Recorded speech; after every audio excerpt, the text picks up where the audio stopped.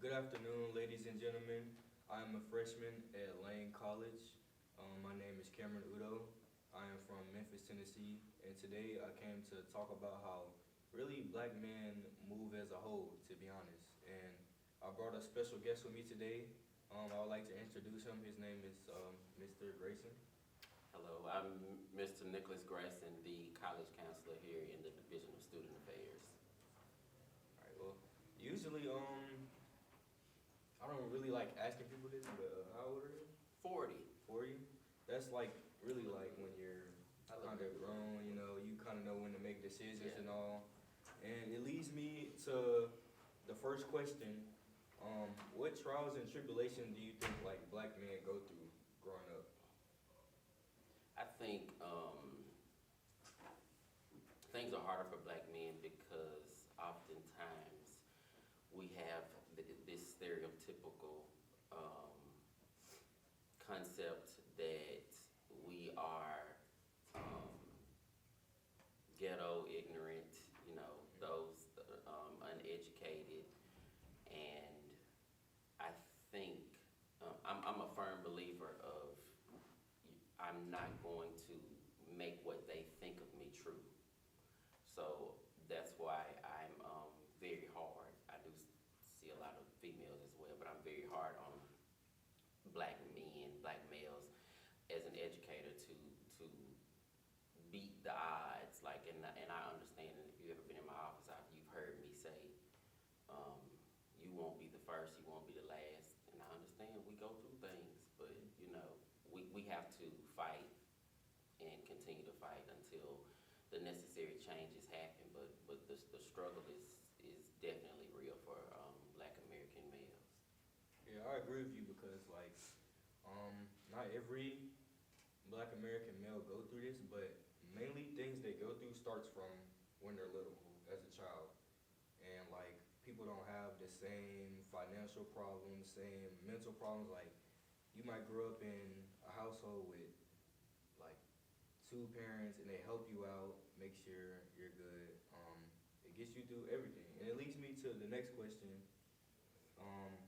How does a black man living in a single parent household and or a two parent household affect their look on life? I'll, I think statistically, and I don't even know if it's statistically, I just think that we often think that because people are raised in a single home versus a two-parent home, that the two-parent home is perfect. Mm-hmm. And it's not always. People are people.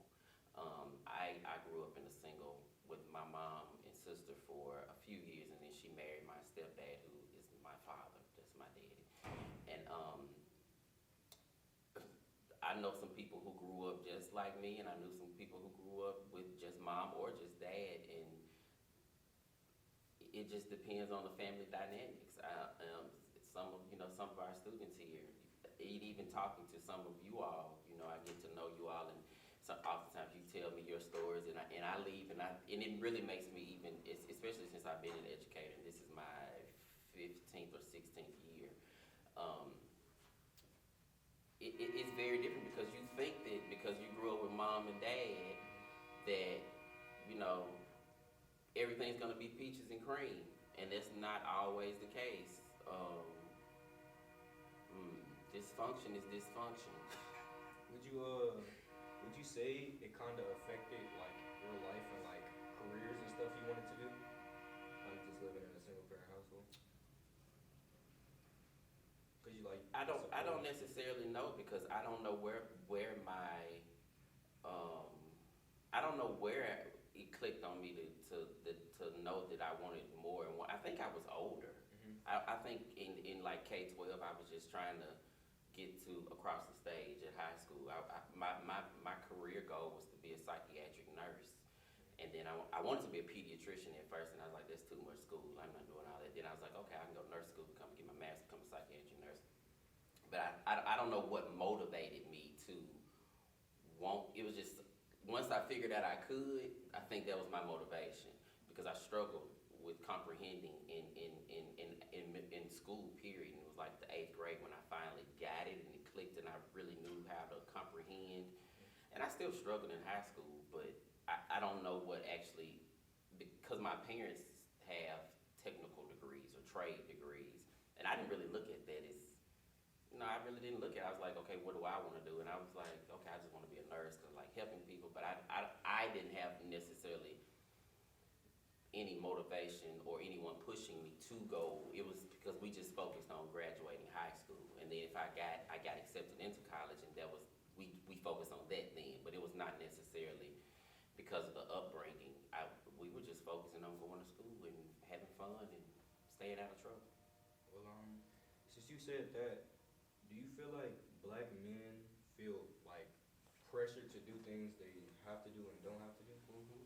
Yeah, I think, and I'm a firm believer of, I'm not a, you have to go to college, you have to go to 4 years. Now, you need something behind your name.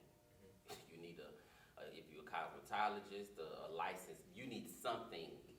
So even if you are making money TikToking, and because you never know what is going to happen in this day and age. And if social media is shut down, because our current administration is interesting, you have to have something. I'm a firm believer having something to fall back on. So even when students they say I'm leaving Lane, I'm like, oh, so what are you going to do? Because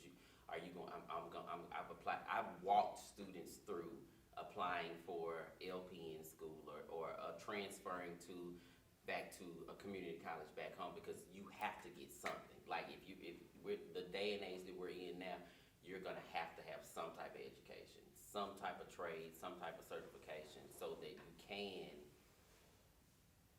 be comfortable financially. Because I have a nice amount of degrees, and I wish I had more money for all the degrees that I have.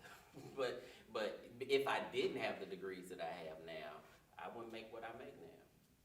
Yeah, it kind of leads to me thinking like, is there like any black man stereotypes you disagree with? I definitely disagree with us being ghetto. The most. But they always say like black men gotta.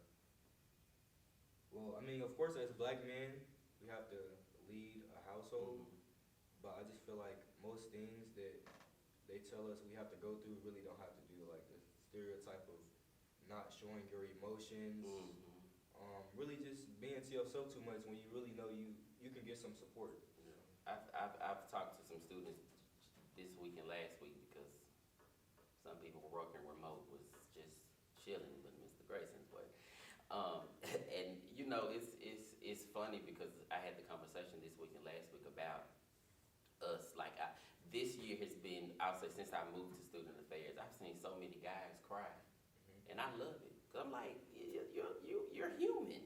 Right. It's okay to be hurt, be mad, be angry, be upset. It's okay, and don't let the world make you feel as if you can't or you shouldn't. I lost my brother in 2021. He was younger than me. He was 24 in a motorcycle accident, and I'm very worried and concerned when you don't show emotions and don't cry. That's to me, it sends up a red flag to me.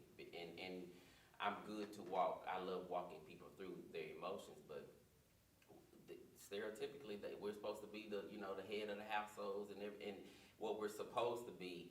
It kind of pushes away from the humanistic side of us, and knowing that we're all, I'm a man, you're a woman, like we all have emotions and all that great, wonderful stuff, and just so that we can be better. But I do think that we have to make the necessary changes so they won't continue to put us in this box of being what they want us to be. Yeah, I agree with that, because I feel like as a black man growing up, you have to take risks, and changing a lot. You might lose friends, and people might look at you weird, but it's okay to like go through the development you need to become a better person, rather than just sucking up your emotions. Basically, just the typical black man stereotype of just being to yourself. You don't have to be like that all the time. You can show that you're human and you go through things to get where you were. Yeah, true. And I think that's another issue. We have to really work through some things, We have to work through some things, and I'm all for us. You know, I'm a firm believer that if we want the narrative of the black male to change, then we have to be the ones to change it. Like we have to be the ones, and I'm a firm. I talked to a student the other day. He said that his dad didn't raise him. He has a baby on the way, so you should make sure you take care of your responsibilities because you don't want because you know you feel some type of way because your dad wasn't in your life. Right. So why would you put that on? So we have to. It's like, and we're gonna end because it can go real far. But we have to break the generational curses. Yeah. We have to break it, and somebody has to man up and woman up and say, hey, this is not gonna be repeated. And we're gonna move forward and be great. Well, thank you everybody for listening, and I hope that you learned from this podcast that you have to make your decisions either whether or not you go through things that make them bad or good at the time. At the end of the day, you're just gonna have to make a decision to be better as a person